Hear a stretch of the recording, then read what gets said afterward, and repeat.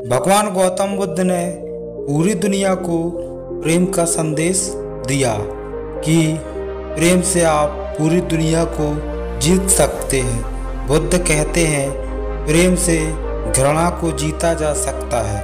प्रेम से बिना हित किए आप पूरी दुनिया को जीत सकते हैं। आप खुद सोचें, आप दुनिया से क्या चाहते हैं? सभी से प्रेम चाहते हैं या घृणा चाहते हैं?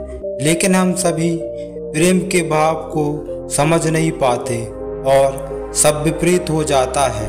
इच्छा से प्रेम उत्पन्न होता है, अज्ञानता से वही प्रेम वासना और घृणा में बदल जाता है। बुद्ध के शिष्य एक दिन आनंद वृक्षाटन के लिए गांव में गए और वृक्षाटन करते समय उन्हें प्यास लगी। वह एक कुएं के पास गए। वहाँ एक युवती थी। उन्होंने उससे पानी पिलाने के लिए कहा। पहले तो वह पानी देने के लिए मान गई, लेकिन बाद में उसने घड़ा पीछे कर पानी देने से मना कर दिया। वह बोले, क्या हुआ? युवती बोली, मैं नीची जाति से हूँ। मेरे हाथ के पानी पीने से आपका धर्म भ्रष्ट हो जाएगा। आनंद ने कहा, आप इसकी चिंता ना करें, पानी दें। पानी पिलाना तो पुण्य का काम होता है। हमारे गुरु गौतम बुद्ध कहते हैं कि इस धरती पर कोई ऊंची नीच जाति नहीं होती, सब समान होते हैं। ये सुन वह युवती बेहद खुश हुई और उन्हें पानी पिलाया।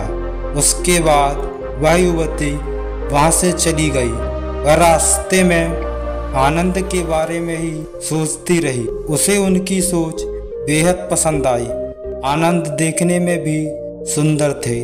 कोई भी उन पर आसानी से मोहित हो जाता। वह युवती भी आनंद की तरफ खिंच रही थी। वह रोज कुएं के पास उनका इंतजार करती। आनंद रोज उस कुएं के पास से जाते तो वही युवती उन्हें पानी पिलाती। अब तक उसे बस उन्हें जी भर देखने की इच्छा थी, लेकिन अब वह इच्छा बढ़ रही थी। एक दिन आनंद नहीं आए। युवती बेहद परेशान हो गई और उनके बारे में पता करने के लिए बुद्ध के आश्रम पहुंची। जब उसने आश्रम में आनंद को देखा तब उसकी परेशानी दूर हुई। उसने आनंद से कहा, आज आप वृक्षाटन के लिए गांव नहीं आए? आनंद ने कहा, आज मुझे आश्रम में कुछ काम था।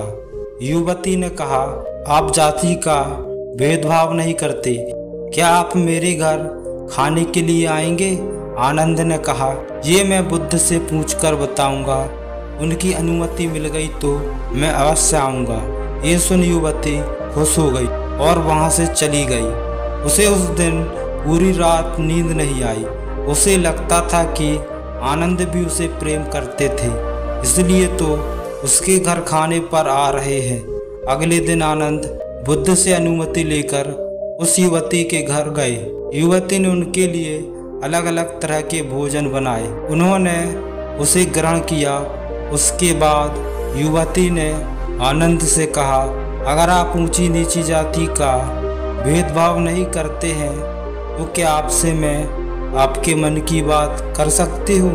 आनंद ने कहा, हाँ जरूर, बोलो।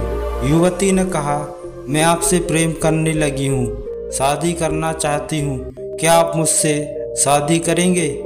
आनंद ने ये सुन कहा कि प्रेम करना कोई गलत बात नहीं है। प्रेम तो हर किसी को करना चाहिए, लेकिन मैं आपसे विवाह नहीं कर सकता। मैं एक सन्यासी हूँ। मेरे जीवन का लक्ष्य विवाह करना नहीं है। मैं केवल बुद्ध की सेवा करना चाहता हूँ। युवती ने कहा, मैं आपको बुद्ध की सेवा करने से नहीं रोकूंगी, बल्कि आपके साथ उनकी सेवा करूंगी। आनंद ने कहा, जो तुम सोच रही हो वह नहीं हो सकता, और ये कहकर वह वहां से उठ चले गए। अब यह प्रेम युवती के लिए पीड़ा का कारण बन गया। वह हर कीमत पर आनंद को पाना चाहती थी।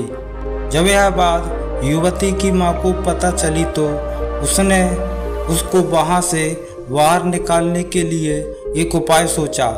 उसने अपनी बेटी से कहा, तुम अपनी माँ पर भरोसा रखो, आनंद तुम्हारा ही होगा। तुम उसे फिर से खाने पर बुलाओ, मैं उसके खाने में बेहोशी की दवा मिला दूंगी। उसके बाद तुम उससे गंधर्व विवाह कर लेना। युवती ने कहा, क्या ये सही है? उसकी माँ ने कहा, प्रेम में सही और गलत नहीं होता। अगले दिन युवती फिर आनंद से मिलने गई और कहा, क्या आप मुझसे नाराज हैं? आनंद ने कहा, नहीं, मैं किसी से नाराज नहीं होता और आपने ऐसा कुछ नहीं किया कि मैं नाराज रहूं। युवती ने कहा, ठीक है, फिर क्या दोबारा मेरे घर भोजन के लिए आएंगे? आनंद ने कहा, मैं बुद्ध से अनुमति लेकर अवश्य आऊँगा। अगले दिन आनंद युवती के यहाँ भोजन पर गए। उसने तरह तरह के भोजन आनंद को परोसे।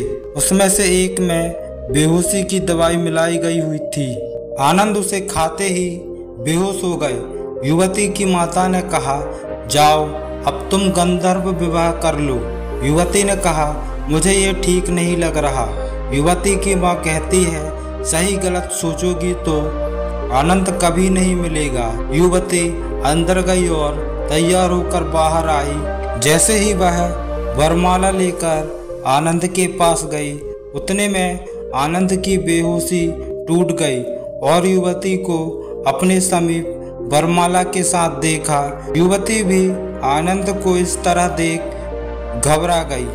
आनंद ने युवती को खुद से दूर किया और बिना कुछ कहे वहां से उठकर चले गए। युवती कुछ नहीं कह पाई।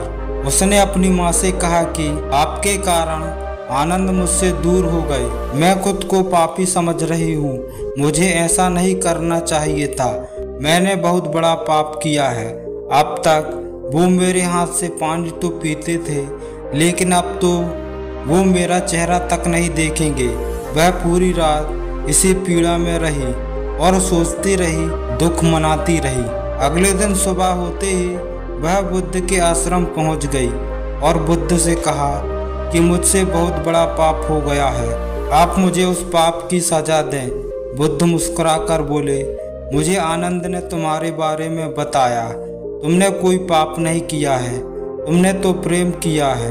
युवती बोली, लेकिन आनंद तो मुझसे प्रेम नहीं करते, अब तो वो मुझसे घृणा करते होंगे।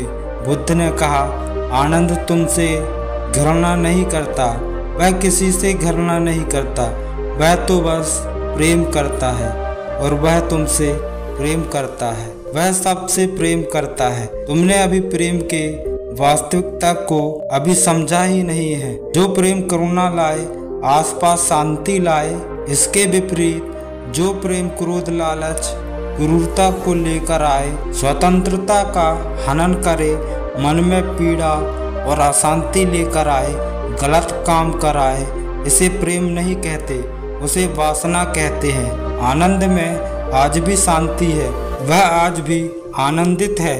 वह तुमसे मिलकर पहले जितना खुश था, आज भी उतना ही खुश है।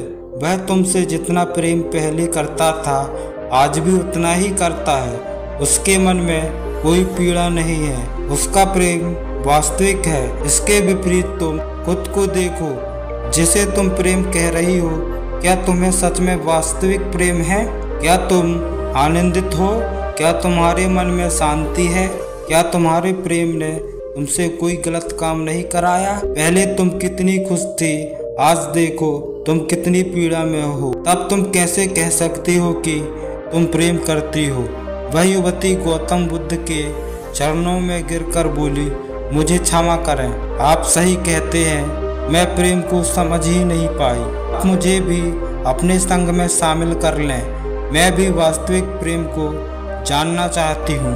हम सभी प्रेम करते हैं, माता पिता, भाई बहन, पति पत्नी, दोस्त, प्रेम प्रेमिका, सभी को प्रेम चाहिए। लेकिन क्या हम जिस प्रेम के पीछे भागते हैं उसे समझते भी हैं? वास्तव में जिसे हम प्रेम समझ बैठे हैं वह वासना के अलावा कुछ भी नहीं है। अगर आपका प्रेम आपको स्वार्थ की तरफ ढकेल रहा है तो आप समझ जाना कि आप प्रेम नहीं करते, यह आपका कोई निजी स्वार्थ है जिस कारण आप प्रेम का ढोंग कर रहे हैं। वास्तविक प्रेम लेना नहीं देना सिखाता है, और उसे देने में भी हमें कभी जगह सकारात्मक ऊर्जा मिलती है। कहते हैं एक माँ अपने बच्चे से निस्वार्थ प्रेम करती है। वह अपने बच्चों के लिए सब दुख सहकर हंसते हुए जीवन निकाल देती है, लेकिन उन्हें तकलीफ नहीं होने देती। लेकिन वही माँ क्या दूसरों को बच्चों को भी वही प्रेम दे सकती है? अगर हाँ तो वही वास्तविक निस्वार्थ प्रेम है, और अगर नहीं तो वह भी लालच से जुड़ा हुआ है।